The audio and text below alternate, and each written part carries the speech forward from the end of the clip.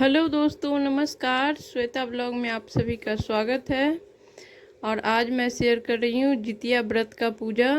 जिस दिन निर्जला उपवास होता है उस दिन हम घर में कैसे कर सकते हैं पूजा, वही विधि मैं आपके साथ शेयर कर रही हूँ। और यहाँ पे देखिए, ये चावल का पिठार है। इसको हम लोग पिठार बोलते हैं, अहिपन भी बोलते हैं। चावल को भिंगा करके पीस करके उसमें हल्दी मिक्स करके बनता है और इससे बना लेंगे चौका। इसको चौका बोलते हैं, चावल के आटे से। और इसी पे हम रखेंगे कलश। जितिया व्रत में बिहार में ऐसे ही पूजा होता है निर्जला उपवास के दिन।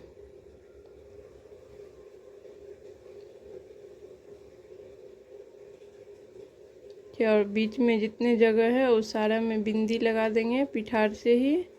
इसको चौक बोलते हैं, चौक पूर्णा।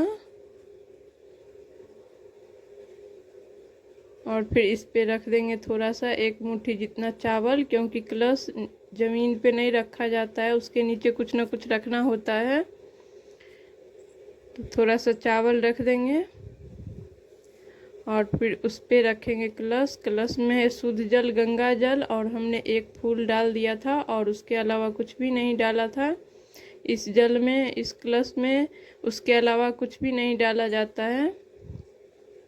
और फिर इस कलश पे हम रख दिए हैं सीजनेबल फल। आप 5 तरह का भी ले सकते हैं, 1 तरह का भी ले सकते हैं, और कोई भी फल ले सकते हैं। और फिर इसको कलश को हम टीक देंगे। इसको टिकना कहा जाता है। जितिया व्रत के जो निर्जला उपवास में कलश रखा जाता है उसमें स्वास्तिक नहीं बनता है, बस सिंदूर से टिका जाता है कलश को। और फिर उसी के ऊपर हम कलश का पूजा कर लेंगे पहले। और उसी के ऊपर रखेंगे जो जितिया होता है वो। और फिर यहाँ पे जला रहे हैं दीपक। प्लेट में थोड़ा सा फूल डाल करके और दीपक जला लेंगे। और ये है जितिया। ये सोना का भी बनता है, चांदी का भी बनता है, या फिर आपके पास ऐसा नहीं है तो आप धागे में 2 गांठ लगा करके भी बना सकते हैं। जो मोली का धागा होता है उसमें 2 गांठ, या फिर आपके जितने बच्चे हैं उतने गांठ, लड़का जितना लड़का है उतने गांठ लगाए जाते हैं, या फिर जितने लड़का है उतना जितिया बनवाया जाता है सोना का या चांदी का। तो वो उस पर चढ़ा देंगे। और प्रत्येक जितिया में इसको नया गथवाया जाता है। मोती नहीं चेंज करना होता है, लेकिन उसके अंदर जो धागा होता है उसको चेंज करना होता है। हर साल नया गथवा लीजिए। और ये है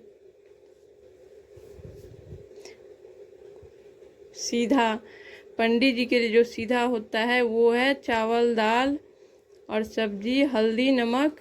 और हमने दक्षिणा रख दिए हैं। होता क्या है कि गांव में जब हम लोग कथा सुनते हैं तो पंडित जी आते हैं और बहुत सारे लोग एक साथ बैठ कर के सुनते हैं। सभी लोग अपने घर से ना सीधा लेकर के जाते हैं, इसको सीधा निकालना कहा जाता है। तो वो हम रख देंगे और फिर हम कथा खुद से पढ़ लेंगे, क्योंकि एक एक घर में तो पंडित जी नहीं आएंगे। जो आप अकेले रहते हो तो ऐसे कर सकते हैं। और हाथ में फूल लेकर के ये जो जीवित पुत्रिका पुस्तिका आती है उसको आप पढ़ लीजिए, जहाँ से कथा शुरू है वहाँ से जहाँ तक समाप्त है वहाँ तक। और फिर हाथ में जो फूल अक्षत रखे हैं वो वहीं पे रख दीजिए कलश के पास। और फिर ये सीधा जो आप निकाले थे वो या तो किसी पंडित जी को दे दीजिए, या मंदिर में जो पंडित जी होते हैं उनको दे दीजिए, या फिर किसी ज़रूरतमंद आदमी को भी दे सकते हैं।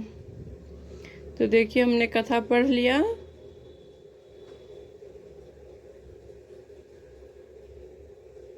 और हो गई। जीवित पुत्रिका व्रत में ऐसे ही पूजा किया जाता है हम लोगों की तरफ, बिहार में खास करके।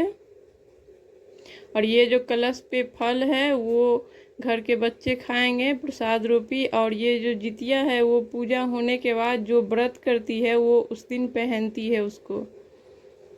आप उसके बाद पूरे साल भी पहन सकते हैं, या फिर आप एक दिन पहन के भी रख सकते हैं। पारन हो जाएगा उसके बाद आप उतार के रख दीजिए, ऐसा भी होता है।